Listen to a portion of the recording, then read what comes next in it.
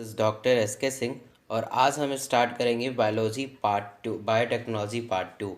हमने biotechnology part one में enzyme तक डिस्कस किया था और यहाँ से हम एंजाइम से आगे हम देखते हैं कि बायोटेक्नोलॉजी में और क्या है। तो चलिए स्टार्ट करते हैं।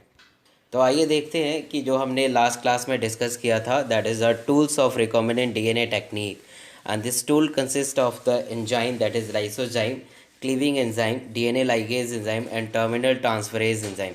तो सबसे पहले डिस्कस करते हैं लाइसोजाइम क्या करता है। सपोज ये बैक्टीरिया है और बैक्टीरिया के अंदर प्लाज्मिड होता है और इसके अंदर इसके सेंटर में हमारा जेनेटिक मटेरियल होगा।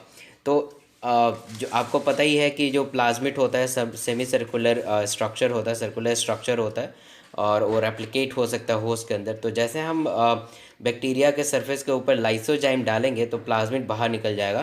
तो it help in removal of plasmid from the bacteria.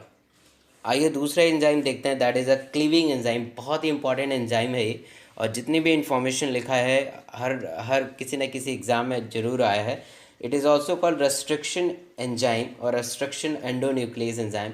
It is also called molecular scissors and क्योंकि ये मॉलिक्यूल्स को कट करता है। सपोज ये डीएनए है, ये डीएनए मॉलिक्यूल्स है, तो इस डीएनए मॉलिक्यूल्स को कट करने की एबिलिटी इसके अंदर है, रेस्ट्रिक्शन एंडोन्यूक्लियस के अंदर है, रेस्ट्रिक्शन एंजाइम के अंदर है। क्लीविंग का मतलब ही होता है किसी को काटना। And this enzyme recognise at a specific sequence. ये भी क्वेश्चन आया हुआ है कि जो रेस्ट्रिक्शन एंडोन्यूक्लियस है और स्पेसिफिक सीक्वेंस को रिकॉग्नाइज करता है and cut the DNA at the specific location और site. And it was first discovered by the Arber, Nathan and Smith, and this restriction endonuclease enzyme is synthesized in bacteria के अंदर होता है and mainly ये E coli bacteria के अंदर होता है। और जो पहला रेस्ट्रिक्शन एंडोन्यूक्लियस एंजाइम है that is called hind second. तो आइए देखते हैं क्लीविंग एंजाइम जो हमारा रेस्ट्रिक्शन एंडोन्यूक्लियस एंजाइम है। तो ये बेसिकली दो टाइप का होता है, दैट इज़ कॉल्ड एक्सोन्यूक्लियसेस एंड एंडोन्यूक्लियसेस। तो एक्सोन्यूक्लियसेस का मतलब ये होता है कि एक्सो मीन्स बाहर, पेरिफ्री पे। सपोज ये डीएनए है, हमने किसी ऑर्गेनिज्म से डीएनए निकाला है। सपोज मैंने जैसे पिछले वीडियो में बताया था कि रैट से हमने कोई डीएनए निकाला है जो इंसुलिन को कोड कर रहा है और मान लीजिए यहाँ से मुझे पेरिफ्री से काटना है तो मैं एक्सोन्यूक्लियसेस यूज़ करूँगा। It help in cut the DNA at the terminal and. और जबकि एंडोन्यूक्लियसेस जो होता है, अगर मान लीजिए कोई स्पेसिफिक जीन मुझे चाहिए जो कि रिलैक्सिन को कोड कर रहा है या किसी ह्यूमन ग्रोथ फैक्टर को कोड कर रहा है और बिल्कुल सेंटर में है डीएनए के, तो मुझे सेंटर का पार्ट चाहिए। तो this exonucleases cut the DNA at the intercalary position और विद इन द डीएनए और the in that is middle of the DNA. तो ये हमारा टाइप है क्लीविंग एंजाइम का, रेस्ट्रिक्शन एंडोन्यूक्लियस एंजाइम का। चलिए अब देखते हैं टाइप ऑफ रेस्ट्रिक्शन एंडोन्यूक्लियस, ये भी इंपॉर्टेंट है। And first is Eco R I. Eco R I is obtain from the E coli bacteria that is Escherichia coli and it recognise G N in, guanine और adenine को recognise करेगा। Suppose मान लीजिए कि DNA का sequence है और DNA के सीक्वेंस के ऊपर बेस पेयर ऐसे लगे होते हैं और मुझे इस पोजीशन पे इस पोजीशन का डीएनए चाहिए और यहाँ पे ग्वानिन और एडेनिन लगा है और ये वाला पोजीशन मुझे चाहिए, तो मैं यहाँ पे इको आर आई यूज़ करूँगा। ये पार्ट बाहर आ जाएगा, काट के बाहर निकाल देगा ये। तो Eco R I they recognise the guanine and adenine और इसके बीच में जो सीक्वेंस होगा वो कट के काट देगा ये Eco R I and they produce the sticky end. Sticky end हम बाद में डिस्कस करेंगे क्या होता है स्टिकी एंड, क्या होता है blunt and. And the second one is a balm HI. It is also obtained from the Bacillus amoeloliquefensins and it is recognized the GG sequence, guanine और guanine के बीच में ये काटेगा और ये भी स्टिकी एंड को प्रोड्यूस करता है। तो आइए देखते हैं कि दूसरा रेस्ट्रिक्शन एंडोन्यूक्लियस के क्या टाइप है, that is called Sma first. It is obtained from the Serratia and it is recognise as cytosine and guanine. अगर साइटोसिन और ग्वानिन के बीच में डीएनए सीक्वेंस मुझे चाहिए तो मैं समा फर्स्ट को यूज़ करूँगा, यहाँ से भी ये कट कर देगा। एंड द हिंट सेकेंड आपको पता ही होगा कि it is called first restriction endonuclease enzyme and it have ability to recognise all the 6 base pair present on the DNA. तीसरा हमारा जो एंजाइम था that is called DNA ligase enzyme and they help in sealing gap in the DNA fragments and it is also called joining enzyme because it help in joining of DNA fragments. और इसका example है ट्यू ligase. That is also called molecular glue, क्योंकि ये चिपकाने में help करता है। आपको पिछले वीडियो में मैंने बताया था कि जो भी हमने किसी रैट से जीन निकाला था और उस जीन को प्लाज्मिड के साथ मुझे अटैच करना है, तो मैं क्या यूज़ करूँगा, डीएनए लाइगेज एंजाइम यूज़ करूँगा। अब एक चीज़ और देख लेते हैं, पैलिंड्रोमिक सीक्वेंस। पैलिंड्रोमिक सीक्वेंस का मतलब ये होता है कि ऐसे ग्रुप ऑफ लेटर जिसका फॉरवर्ड और बैकवर्ड मीनिंग सेम हो, मतलब जब हम रीड करें तो मीनिंग सेम आए।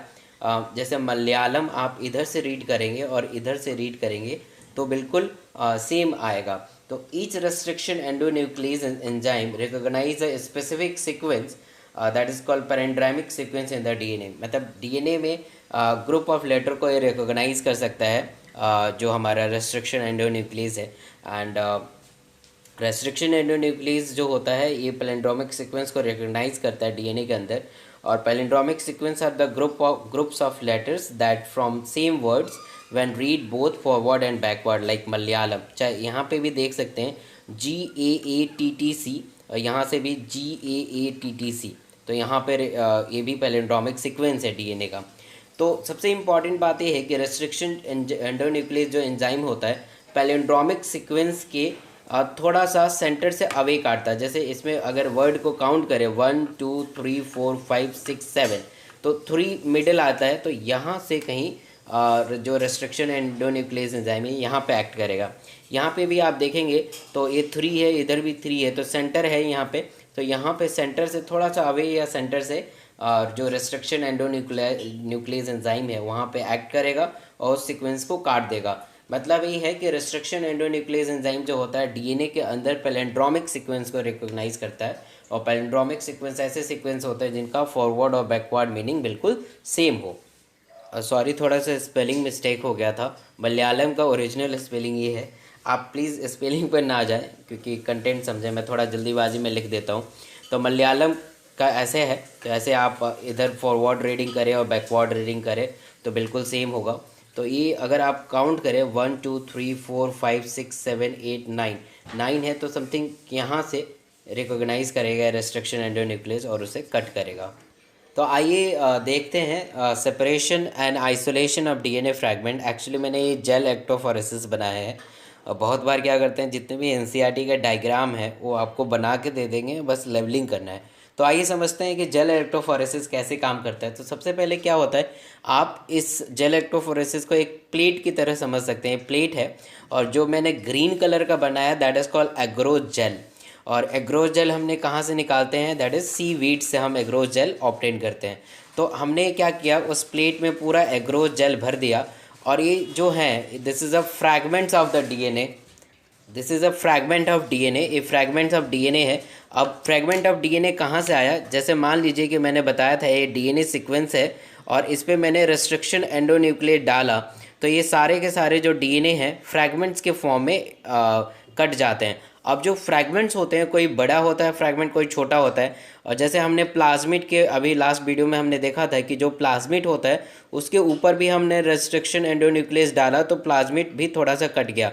अब ये जो कटता है वो अब रेस्ट्रिक्शन एंडोन्यूक्लियस को पता है कि कितना क्या साइज़ होता है, तो डिपेंडिंग ऑन दिस साइज़ हम क्या करते हैं कि इस मेथड से डीएनए के साइज़ के बेसिस पे हम डीएनए को सेपरेट करते हैं।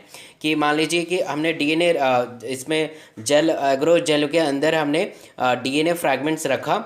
अब क्या होता है, इसके अंदर इलेक्ट्रोड, अंदर से ही इलेक्ट्रोड चार्ज अंदर से लगे होते हैं, पॉजिटिव और नेगेटिव। तो ये जो स्मॉलेस्ट फ्रैगमेंट जो होता है एनोड की तरफ मूव होने जल्दी मूव होने लगता है, और जो लार्जेस्ट फ्रैगमेंट होते हैं वो थोड़े धीरे धीरे मूव होते हैं, क्योंकि स्मॉलेस्ट होगा तो जल्दी फास्ट मूवमेंट होगा एनोड की तरफ। तो ये सारे स्मॉलेस्ट फ्रैगमेंट जो होंगे एनोड की तरफ इकट्ठे होंगे, फिर उससे थोड़े बड़े मॉलिक्यूल्स होंगे, फिर उससे बड़े होंगे। तो जो भी यहाँ पर प्लाज्मिड का जो साइज़ होगा, कट वाला पार्ट होगा, इसको हम यहाँ से निकाल के और फिर डायरेक्टली यहाँ पे जोड़ देंगे डीएनए लाइगेज से। तो देखिए क्या मैंने लिखा है, the cutting of DNA by restriction endonuclease result in the fragments of DNA. जैसे हमने रेस्ट्रिक्शन एंडोन्यूक्लियस डालेंगे तो डीएनए कट हो जाएगा। And this fragments can be separated by the gel electrophoresis, and this fragments can be separated by the gel electrophoresis. Since the DNA fragments are negatively charges so they move toward the anode, anode की तरफ move होने लगेंगे जल्दी जल्दी। And this separated DNA undergo the staining by the ethidium bromide. ये बहुत important है। सबसे पहले हमने क्या किया कि एक तो सेपरेट हो गए सारे स्मॉलेस्ट फ्रैगमेंट एनोड की तरफ आ गए, फिर उसके ऊपर हम क्या डालेंगे, स्टेनिंग करेंगे। स्टेनिंग सबसे पहले करेंगे। स्टेनिंग एक कलर करना है। मैं मॉलिकुलर बेसिस ऑफ इनहेरिटेंस जब पढ़ाऊंगा, जेनेटिक्स पढ़ाऊंगा, तब स्टेनिंग के बारे में बहुत डिटेल डिस्कस करेंगे। तो सबसे पहले जो भी फ्रैगमेंट्स है इसके ऊपर सबसे पहले हमने स्टेनिंग किया, मतलब कलर किया। कलर किससे करते हैं? इथिडियम ब्रोमाइड से करते हैं। ये स्टेनिंग का आपको ध्यान रखना है कि इथिडियम ब्रोमाइड जो होता है वो स्टेन में यूज़ किया जाता है। और स्टेनिंग करने के बाद जैसे मान लीजिए कि मैंने ये सारे फ्रैगमेंट्स को स्टेन कर दिया, कलर कर दिया, और कलर करने के बाद इसके ऊपर हमने क्या डालेंगे, यूवी रेज डालेंगे, अल्ट्रा वायलेट रेज डालेंगे। जैसे अल्ट्रा वायलेट रेज डालेंगे तो डीएनए हमारा दिखाई देने लगेगा। फिर हम क्या करेंगे, इस पूरे जेल पीस से, पूरे एग्रोस जेल से पूरा जो फ्रैगमेंट सेपरेट हुआ है उसे हम निकाल लेंगे। This process called illusion, ELUTION, illusion बोलते हैं। इल्यूजन मतलब क्या होता है कि जो भी फ्रेगमेंटेड पार्ट है they can be remove out from the gel electrophoresis, that is illusion. अब वो बिल्कुल रेडी है। अब हम आसानी से अपने इस प्लाज्मिड के अंदर लाइगेट कर देंगे, जोड़ देंगे by the help of DNA ligase enzyme. अब क्लोनिंग वेक्टर देखते हैं। क्लोनिंग वेक्टर का जैसे हमने बताया था कि पूरा जो हमारा रिकॉम्बिनेंट डीएनए टेक्निक है 3 चीज़ों पे डिपेंड है। तो सेकंड है उसमें हमारा वेक्टर। जैसे टूल्स मैंने डिस्कस किया था, टूल्स में सबसे पहले एंजाइम आता है, फिर उसके बाद हमारा वेक्टर आता है, और तीसरा जो होता है हमारा होस्ट आता है। तो हमने एंजाइम डिस्कस हमने कर लिया है, जिसमें रेस्ट्रिक्शन एंडोन्यूक्लियस आता था, डीएनए लाइगेज आता था, लाइसोजाइम आता था। वेक्टर अब हम देखते हैं। वेक्टर थोड़ा इंपॉर्टेंट है और बच्चों को जल्दी से समझ में नहीं आता है। तो वेक्टर का मतलब होता है कि it is also called vehicle और कैरियर इसे बोलते हैं, जो कि कैरी करता है। जैसे एक छोटा सा एग्जांपल मैं बताता हूँ कि जैसे मान लीजिए कि जो मलेरिया हमें होता है, मलेरिया जो होता है वो प्लाज्मोडियम की वजह से होता है। तो मलेरिया के जो ये प्लाज्मोडियम है, ये कौन कैरी करता है? फीमेल एनोफ्लीज मॉस्किटो कैरी करती है। फीमेल एनोफ्लीज मॉस्किटो कैरी करती है। तो this female Anopheles mosquito is a carrier for this Plasmodium. मतलब कि ये फीमेल एनोफ्लीज अगर मॉस्किटो है, अगर ये फीमेल एनोफ्लीज मॉस्किटो है तो इसके अंदर क्या है? प्लाज्मोडियम है। प्लाज्मोडियम है, कैरी करती है। और जब ये ह्यूमन बींग को बाइट करेगी तो ह्यूमन बींग के अंदर प्लाज्मोडियम आ जाएगा। मतलब कैरियर का मतलब, वेक्टर का मतलब ये है कि which carry the foreign gene. हालांकि ये प्लाज्मोडियम कैरी कर रही है ये, तो that female Anopheles is called vector. तो ऐसे ही हमारा यहाँ पे है, it is also called carrier molecules and the plasmid and bacteriophage having ability to replicate within the bacterial cell. ये बहुत इंपॉर्टेंट है। जैसे हम प्लाज्मिड को हमने देखा था कि प्लाज्मिड को हम बाहर निकाल देंगे बैक्टीरिया से, या बैक्टीरियोफेज भी आपने जानते होंगे, 11th क्लास में आपने पढ़ा होगा कि बैक्टीरियोफेज समथिंग कुछ ऐसा होता है, वो भी हम किसी अगले स्लाइड में डिस्कस करेंगे। तो ये क्या होता है कि इसके अंदर अगर हमने कोई जीन, फॉरेन जीन डाल दिया, या प्लाज्मिड के अंदर कोई हमने फॉरेन जीन डाल दिया, तो वो रेप्लिकेट कर सकता है होस्ट के अंदर। And the selection of the high copy number of the vector, इसका मतलब ये होता है कि जैसे मान लीजिए कि मुझे बहुत ज़्यादा रेप्लिकेट कराना है किसी होस्ट के अंदर। तो मान लीजिए कि ये हमारा होस्ट है और इसके अंदर मुझे बहुत बार इस वेक्टर को, प्लाज्मिड को रेप्लिकेट कराना है, कम से कम ये 100 टाइम्स रेप्लिकेट हो। तो मैं क्या करूँगा, वेक्टर को ऐसे ही सेलेक्ट करूँगा जिसका कॉपी नंबर ज़्यादा हो, हाई कॉपी नंबर हो, मतलब बहुत बार रेप्लिकेट करे होस्ट के अंदर। And this vector use at present are engineered in such a way that help in easy linking of foreign DNA. हम अभी डिस्कस करेंगे PBR322। ये जेनेटिक इंजीनियरिंग से बनाया गया प्लाज्मिड है, जो कि बहुत हाई कॉपी नंबर है, और इस वेक्टर के अंदर हम बहुत आसानी से अपना फॉरेन जीन भी लाइगेट कर सकते हैं। तो वेक्टर का मतलब ये है कि जैसे मान लीजिए कि मैंने क्या किया कि ये हमारा प्लाज्मिड है और इसके अंदर हमने क्या किया कि जीन, फॉरेन जीन जोड़ दिया। तो जैसे हमने फॉरेन जीन जोड़ा तो ये अब इसका नाम हो गया वेक्टर। वेक्टर मतलब विच कैरी द फॉरेन जीन, ये फॉरेन जीन कैरी कर रहा है। अगर हम मॉस्किटो की बात करें तो mosquito which carry, female mosquito which carry the that is Plasmodium organism, Plasmodium vector, मतलब प्लाज्मोडियम कैरी कर रहा है। ऐसे ये प्लाज्मिड को जब हम, ये बहुत ध्यान देने वाली बात है, प्लाज्मोडियम के ऊपर जैसे हमने कोई फॉरेन जीन डाल दिया तो अब उसका नाम प्लाज्मिड नहीं है, अब उसका नाम प्लाज्मिड नहीं है, अब उसका नाम वेक्टर हो गया है। तो वेक्टर का मतलब होता है कि which carry the foreign gene. I hope कि आपको ये वीडियो समझ में आया होगा। हम नेक्स्ट वीडियो में इसके आगे डिस्कस करेंगे, जैसे कैसे हम जैसे क्लोनिंग वेक्टर के अंदर क्या कैरेक्टरिस्टिक फीचर होने चाहिए, कैसे हम रेप्लिकेट करते हैं। थोड़ा कॉम्प्लेक्स पार्ट है इसके बाद, बट बहुत आपको इजी लगने वाला है। तो आप देखते रहिए पूरी वीडियो को, और बिल्कुल ध्यान से आपको वीडियो देखना है, पूरा सीरीज जो बायोटेक्नोलॉजी का है। आई होप कि आपको ये वीडियो समझ में आया होगा। तो इसे लाइक ज़रूर करें और अपने फ्रेंड के साथ शेयर करें ताकि उनका भी हेल्प हो। और अभी तक आप इस चैनल को सब्सक्राइब आपने नहीं किया तो प्लीज़ इसे सब्सक्राइब करें ताकि आपका कंसेप्ट क्लियर हो। आगे इस चैनल से बहुत आपको फ़ायदा होने वाला है। Thank you for watching, thank you so much.